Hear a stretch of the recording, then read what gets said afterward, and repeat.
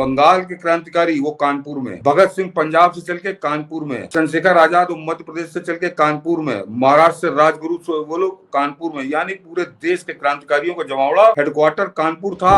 पूरे देश के क्रांतिकारियों का सेंटर सिर्फ गणेश शंकर विद्यार्थी की वजह से था। और लोकप्रियता जनता के बीच में ये थी कि चौबे गोला के अंदर जहाँ पे वो मारे गए थे, तो पहले जरा गौर करिए मनीष जी की, यहाँ पे उन्होंने मुसलमानों को बचाया कि जो हिंदू इलाके में फंस गए थे, हिंदुओं ने उनका कहना माना, उनको छोड़ दिया और आजादी मिल गई। तो ये हुआ कि जहाँ पे मारा गया था गणेश शंकर विद्यार्थी को, वहां पर उनकी मूर्ति लगाई जाए, और वो मूर्ति कम से कम आधा दर्जन बार लगाई गई, लेकिन जैसे ही लगाई जाती थी दूसरे दिन वो टूटी मिलती थी।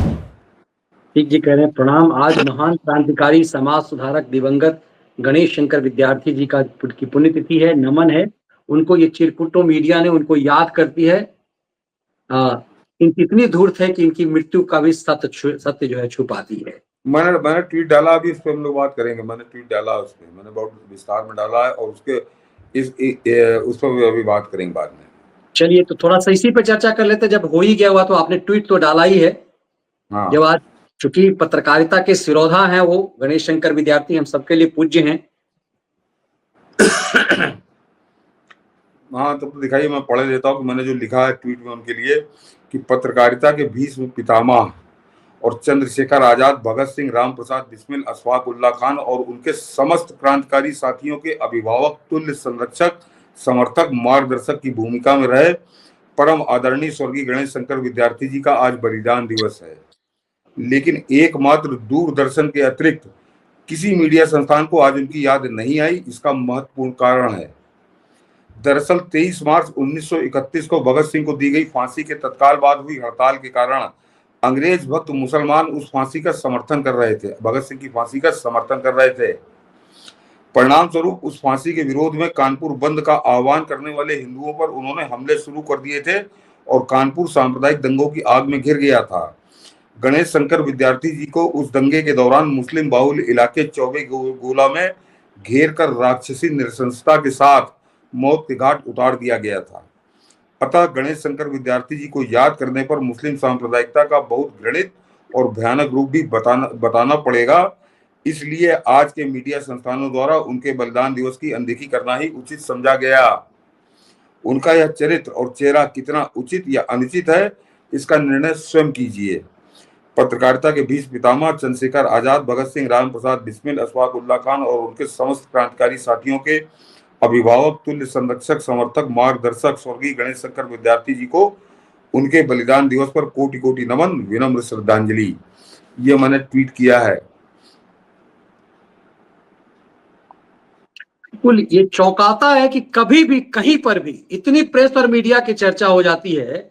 ये एसपी के नाम पर तो खूब दुकान चलाते हैं, सुरेंद्र प्रताप आज तक लाए, लेकिन पत्रकारिता के सिरमौर को, इसके भीष्म पितामह को बड़ी साजिशन, एक साल से नहीं सालों से इस लेफ्ट लिबरल गिरोह की मीडिया ने, पत्रकारिता के बच्चों को पता ही नहीं गणेश शंकर विद्यार्थी हैं कौन।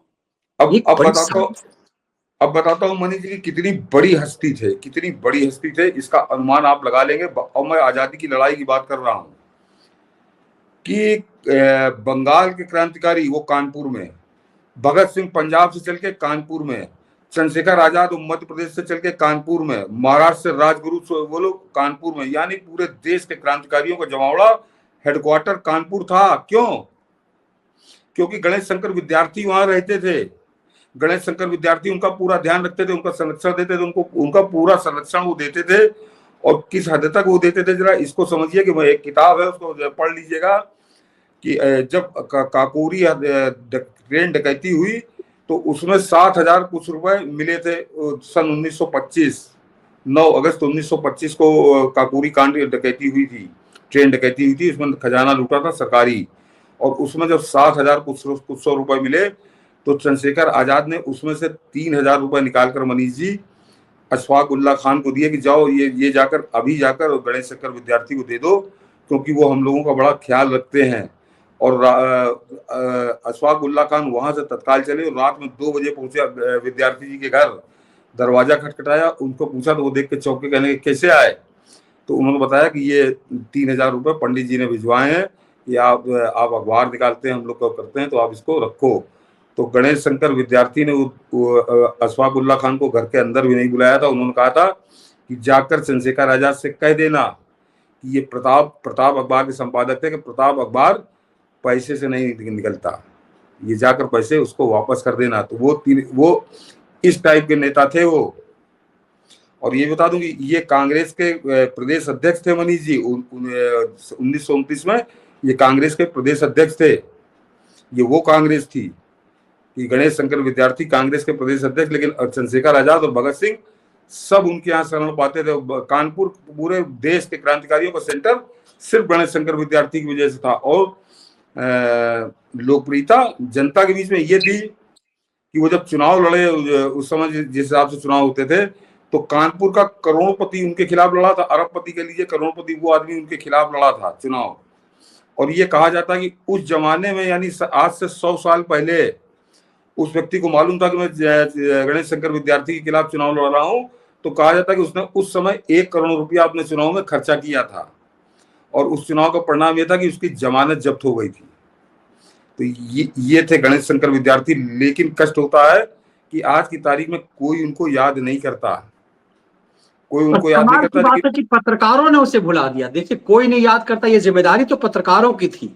आज तो सोशल मीडिया है, तो हम जैसे लोग मंच है तो हम लोग चर्चा कर, लेकिन मेन स्ट्रीम मीडिया में भी हम रहते तो हम भी तो अपने संपादक के या उस लाला के मुताबिक काम करेंगे। तो ये इश्यू ही नहीं रहा। टेलीविजन चैनलों पे कभी गणेश शंकर विद्यार्थी को लेकर के कोई पैकेजिंग नहीं हुई, कोई इस ढंग से खबर नहीं, आज भी नहीं होती है मेन स्ट्रीम मीडिया में। नहीं मनीष जी, मैं कारण बता दे रहा हूँ। जो मैंने लिखा है उसका कारण वही है कि अगर गणेश शंकर विद्यार्थी को याद करेंगे तो उनका अंत उनको बताना पड़ेगा, उनका अंत उनको बताना पड़ेगा। और वो उससे तो यहाँ गंगा जमनी तहजीब वाला चल रहा है, यहाँ पे सब गले मिलो वाला चल रहा है, सबका साथ सबका विकास चल रहा है। तो वो बहुत बुरी तरह से नंगा हो जाएगा। बता देता हूँ मरीज को, मैं कानपुर रहा हूँ, चौबे गोला जहाँ पे वो मारे गए थे, वो मेरे जहाँ हम लोग का मतलब बाबा हमारे रहते थे, वहां से मुश्किल से एक आधा किलोमीटर की दूरी पे है वो उसे पुराना कानपुर आप कहिए। कि चौबे गोला के अंदर जहाँ पे वो मारे गए थे, तो पहले जरा गौर करिए मनीष जी की, यहाँ पे उन्होंने मुसलमानों को बचाया कि जो हिंदू इलाके में फंस गए थे, हिंदुओं ने उनका कहना माना, उनको छोड़ दिया। और उसके बाद जब उनको पता चला कि चौबे गोला में कुछ हिंदू फंसे हुए हैं, तो उनको बचाने वो जब गए, तो मनमथ नाथ गुप्ता ने अपनी किताब में लिखा है कि उनके साथ जो आदमी था, जो वहां से जब उनको मारने लगे तो वो भागा है, तो उसने कहा कि गणेश शंकर विद्यार्थी के साथ एक मुसलमान भी उनके साथ था। तो जब दंगाई उसको मारने लगे तो वो जो भीड़ थी, उसने कहने नहीं ये मुसलमान है, तो उसको कहा तुम किनारे हट जाओ, तुमको नहीं। और गणेश शंकर विद्यार्थी को घेर कर मारा, और घेर कर मारने के बाद उनको बोरी में बंद कर दिया, उनकी लाश को छत विच्छत किया और बोरी में बंद करके फेंक दिया। 2 दिन बाद उनकी लाश बरामद हुई तो वो बिल्कुल सड़ गल चुकी थी, चेहरा वगैरह खत्म हो चुका था उनके कपड़ों से, और उनके हाथ पे उनका नाम लिखा था गजेंद्र उनका घर का नाम रहा होगा, तो उस नाम से उनकी पहचान हुई, तब उनका अंतिम संस्कार हुआ। तो इतनी बुरी तरह से मुसलमानों ने मारा था उनको। तो ये गोडसे को याद करेंगे क्योंकि वो मोहनदास करमचंद गांधी को मारा, लेकिन अगर ये गणेश शंकर विद्यार्थी को याद करेंगे, और खासकर अगर आज के दिन याद करेंगे, तो इनको ये बताना पड़ेगा कि उस समय अंग्रेजों के दलाल, अंग्रेजों के भक्त और भगत सिंह की फांसी के समर्थक मुसलमानों ने गणेश शंकर विद्यार्थी की हत्या की थी। तो इनको ये सच ना बताना पड़े। गणेश शंकर विद्यार्थी की जिंदगी से जुड़ा जो सबसे महत्वपूर्ण सच है, इसको छुपाने के लिए कांग्रेस ने नाम नहीं लेती मनीष जी को। मैंने आज देखा यूपी कांग्रेस ने एक 4 लाइन का ट्वीट कर दिया कि हमारे पूर्व अध्यक्ष और उनको विनम्र श्रद्धांजलि, कैसे मारे गए थे, किसने मारा था, क्यों मारा था, ये नहीं। और ये भी बताऊं मनीष जी, अब पता नहीं क्या है, भाजपा की सरकार है, मेरे ख्याल से योगी आदित्यनाथ के संज्ञान में आएगा तो वहां लगेगी मूर्ति कि 2017 तक तो मैं कंफर्म हूं कि चौबे गोला में जब आजादी मिल गई तो ये हुआ कि जहां पे मारा गया था गणेश शंकर विद्यार्थी को, वहां पर उनकी मूर्ति लगाई जाए। और वो मूर्ति कम से कम आधा दर्जन बार लगाई गई, लेकिन जैसे ही लगाई जाती थी दूसरे दिन वो टूटी मिलती थी, क्योंकि मुसलमानों को बुत परस्ती नहीं पसंद है। ये स्थिति थी। तो गणेश शंकर विद्यार्थी का जो मैंने आपको पहले वाला पक्ष बताया, वो पक्ष तो हिंदुस्तान में किसी का नहीं है, लेकिन जो दूसरा पक्ष है, कैसे उनको मारा गया था, कैसे उनका अंत हुआ था, वो बताना पड़ेगा। जो गणेश शंकर विद्यार्थी का सच बताएंगे तो ये उसका सच नहीं करेगा। वो पाड़ा जो बड़ा पत्रकारिता का ठेकेदार बनता है, आज उसने गणेश शंकर विद्यार्थी का जिक्र नहीं किया। ये सनसनीबाज जो रोटी तोड़ रहा है पत्रकारिता की, आज उसने जिक्र नहीं किया गणेश शंकर विद्यार्थी का।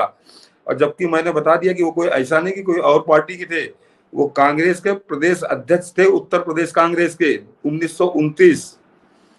तो मगर इनको परहेज है, क्योंकि ये मुसलमानों के चरणों में ऐसा तलवा चाट रहे हैं, ये किसी को भी नकार सकते हैं, किसी को भी नकार सकते हैं। और पत्रकारिता की जिसका रोटी तोड़ रहा है, पत्रकारिता कर ही नहीं रहे, तो इनका कोई क्या लेना देना।